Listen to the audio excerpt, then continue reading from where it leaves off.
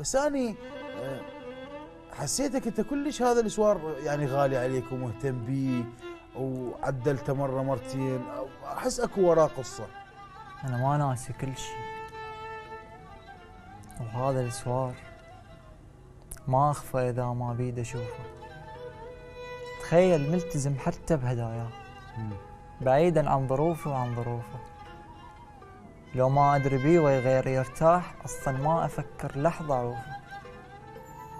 كان يريد يمشي وحسني مهضوم، وبديت أحكي له عادي وراح خوفه، بحيث بغلطته ما كنت مصدوم، لأن شجعته يحكيها بطلاقة.